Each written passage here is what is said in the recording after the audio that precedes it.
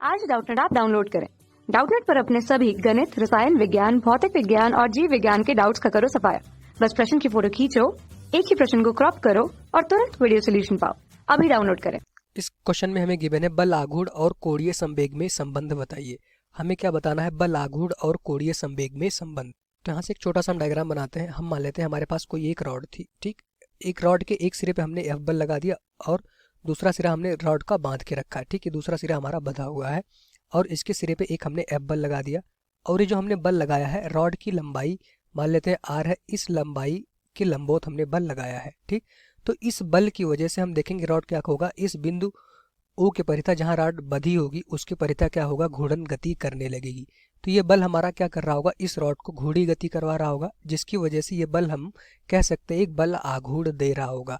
उसका मान होता है टाउ बराबर आर क्रॉस एफ। आर क्या होता है, जिस बिंदु के परितः वस्तु घूर्णी गति कर रही है उस बिंदु से जो हमारे पास बल है उसके बीच की लंबवत दूरी। तो लंबवत दूरी क्या है हमारे पास, आर के बराबर, ठीक। तो यहाँ से देखेंगे टाउ बराबर हमारे पास आ जाएगा आर। टाउ क्या है, बल आघूर्ण। तो बल आघूर्ण क्यों आया, क्योंकि इस बल की वजह से ये पिंड हमारा घूमना प्रारंभ हो गया था। तो इसको लिख सकते हैं आर एफ साइन थीटा। ये हमारा आ गया बल आघूर्ण। थीटा क्या होता है, थीटा हमारा इस लंबाई आर और बल के बीच का कोण होता है। तो यहाँ से देखेंगे क्या है, बल और लंबाई के बीच में कितना कोण बन रहा है, 90 डिग्री। तो साइन 90 का मान हो गया 1। तो टाउ बराबर लिख सकते हैं हम यहाँ से आर। अच्छा, एफ की जगह पे क्या लिख सकते हैं, अगर इस छड़ का द्रव्यमान m होगा तो हम लिख सकते हैं यह बराबर क्या होता है, द्रव्यमान इंटू त्वरण।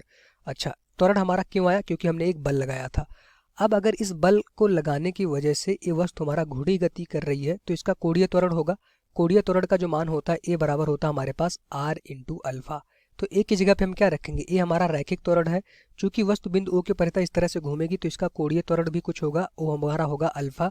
तो रैखिक त्वरण और कोणीय त्वरण में क्या संबंध रहता है, ए बराबर आर इंटू अल्फा। तो ए की जगह पे आप क्या लिख सकते हैं, सॉरी हाँ, ए की जगह पे आप लिख सकते हैं आर अल्फा। तो टाउ बराबर आ गया हमारे पास आर इंटू एम इंटू ए की जगह पे लिखेंगे आप आर इंटू अल्फा। यहाँ पे हमें स्मॉल और लिखना है क्योंकि यहाँ पे हमने जो छड़ की लंबाई मान रखी है वो क्या है हमारे पास, स्मॉल आर। तो आ गया। अब देखिए टाउ बराबर यहाँ से क्या हो जाएगा हमारे पास, M R square alpha. M are square क्या होता है, अगर देखें एम आर स्क्वायर हमारा होता है आई। आई क्या होता है, जड़त्व आघूर्ण। तो बिंदु ओ के परितः इस छड़ का जड़त्व आघूर्ण अगर हम माने आई है तो यहाँ से देखेंगे टाउ बराबर आ गया हमारे पास आई इंटू अल्फा। अल्फा क्या है, कोणीय त्वरण। टाउ क्या है हमारा, बल आघूर्ण। और आई क्या है, जड़त्व आघूर्ण। तो ये हमारा टाउ का संबंध आ गया, टाउ बराबर आई अल्फा होता है। लेकिन हमें बल आघूर्ण और कोणीय संवेग में संबंध लिखना था। तो यहाँ से अगर देखें कोणीय संवेग क्या होता है, अब थोड़ा सा कोणीय संवेग के बारे में देखते हैं। जिस तरह से हमने देखा बल की वजह से वस्तु हमारा घूर्णन गति कर रही थी तो एक बल आघूर्ण टाउ आया। इसी तरह से अगर इस छड़ को सेम छड़ पे हमने बल ना लगा के एक रैखिक संवेग लगा दिया, अगर हम कहें इस छड़ पे, ये हमारा छड़ यहाँ पे बधी हुई थी, इस छड़ को दूसरे किनारे पे हमने क्या किया, वी वेग से इसको गति करा दिया।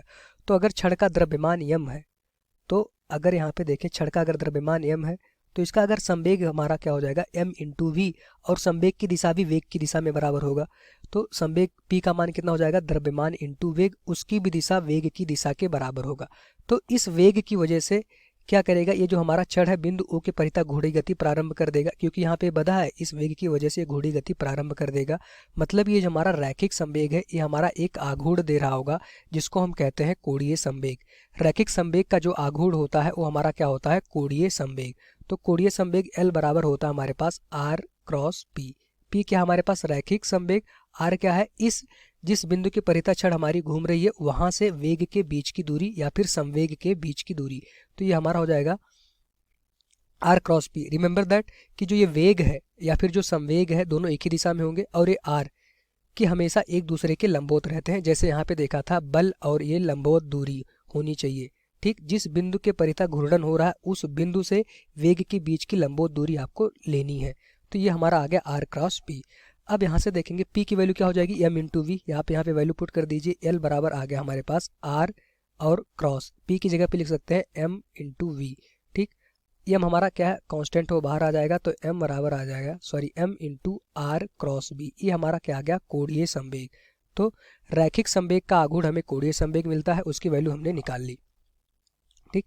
अब यहाँ से गुणे का अगर चिन्ह हटा दोगे आप तो L बराबर क्या आ जाएगा, m r v sine theta. Theta क्या होता है, आर और वेग के बीच का कोण होता है। तो यहाँ पे कोण कितना बन रहा है, 90 डिग्री बन रहा है। इसका मतलब साइन 90 का मान हो जाएगा 1। तो कोणीय संवेग एल का मान क्या हो गया, एम आर वी। अगर हम कहें इस वेग की v की वजह से ये हमारा जो छड़ है बिंदु O के परिता ओमेगा कोणीय वेग से घूम रही थी, तो v बराबर क्या हो जाएगा, r इंटू ओमेगा। r क्या होगा, इस छड़ की लंबाई। तो यहाँ से देख सकते हैं l बराबर आ गया हमारे पास m r इंटू वी की जगह पे क्या लिख सकते हैं, r इंटू ओमेगा। ठीक, क्योंकि ओमेगा कोणीय वेग से गेंद छड़ हमारी घूम रही थी। तो यहाँ से देखेंगे हमारे पास ये जो कोणीय संवेग आया l का मान हो गया m are square into omega. तो यहाँ से हमारे पास आ गया l क्या है, कोणीय संवेग। अच्छा, एम आर स्क्वायर किसके बराबर होता है, आई के, जो कि यहाँ पे हमने किया था। आई बराबर क्या होता है, एम आर स्क्वायर। तो यहाँ से देखेंगे l बराबर आ गया हमारे पास आई इंटू ओमेगा। आई इंटू ओमेगा, l क्या है, कोणीय वेग, कोणीय संवेग, आई क्या है, जड़त्वाघूर्ण, ओमेगा क्या है, कोणीय वेग। तो ये हमारा आ गया कोणीय संवेग बराबर आई इंटू ओमेगा। अगर हम निकालें कोणीय संवेग परिवर्तन की दर, हम क्या निकालेंगे, अगर कोणीय संवेग परिवर्तन की दर, तो इसको क्या लिख सकते हैं, D L upon d T. D L upon d T मतलब कोणीय संवेग परिवर्तन की दर हम निकाल रहे हैं, तो उसका मान क्या हो जाएगा, आई इंटू, आई तो हमारा नियतांक रहेगा, d omega upon d t हो जाएगा। D omega upon d t को हम क्या कहते हैं, d omega upon d two हमारा होता है कोणीय त्वरण अल्फा। ठीक, ये हमारा ओमेगा है, तो ओमेगा, या फिर इसको ऐसे भी बोल सकते हैं, कोणीय वेग परिवर्तन की दर हमारा क्या होगा, कोणीय त्वरण होगा। तो ओमेगा क्या है, कोणीय वेग परिवर्तन की दर, ये हमारा किसके बराबर हो जाता है, कोणीय त्वरण अल्फा के बराबर। तो यहाँ से हम देख पा रहे हैं संवेग परिवर्तन। अच्छा, यहाँ पे संवेग परिवर्तन नहीं बोल सकते, हम बोलेंगे कोणीय संवेग परिवर्तन, क्योंकि यल क्या होता है, कोणीय संवेग। कोणीय संवेग परिवर्तन की वैल्यू क्या होती है, आई इंटू अल्फा के बराबर। तो यहाँ से हमारा आंसर मिलेगा कोणीय संवेग परिवर्तन की दर आई अल्फा हो गया। अच्छा, ऊपर हमने यहाँ पे आई अल्फा की वैल्यू पहले से निकाल ली है। आई अल्फा हमारा किसके बराबर है, टाउ के बराबर है। तो यहाँ से हम देख सकते हैं कोणीय संवेग परिवर्तन की दर डी एल बटे डी टी को हम क्या लिख सकते हैं, टाउ, क्योंकि आई अल्फा क्या होता है हमारे पास, बल आघूर्ण होता है। तो इस तरह से हमारे क्वेश्चन का आंसर मिल गया। हमसे बताना था कि कोणीय संवेग और बल आघूर्ण में क्या संबंध होता है, तो कोणीय संवेग परिवर्तन की दर हमारा बल आघूर्ण के बराबर होता है। तो यहाँ से हमने अपना संबंध निकाल लिया, किसके बीच में, कोणीय संवेग और बल आघूर्ण के। हमने क्या देखा, कोणीय संवेग परिवर्तन की दर बल आघूर्ण के बराबर होता है। dl अपॉन dt क्या है, कोणीय संवेग परिवर्तन की दर, ये किसके बराबर होता है, आई अल्फा। आई अल्फा को हम लिख सकते हैं टाउ। टाउ क्या होता है हमारे पास, बल आघूर्ण। तो इस तरह से हमारा आंसर हो जाएगा। अब यहीं से हमारे पास क्या क्या कई सारी निकल के आती हैं। अगर किसी वस्तु पे बल आघूर्ण का मान 0 हो गया, तो इसका मतलब dl का मान 0 हो जाएगा। dl का मान 0 हो गया, इसका मतलब हमारे पास कोणीय संवेग संरक्षित रहता है। तो यहाँ से कोणीय संवेग संरक्षण हमारा आता है। तो हमसे वो नहीं पूछा गया था, हमसे पूछा गया था कोणीय संवेग और बल आघूर्ण में क्या संबंध होता है।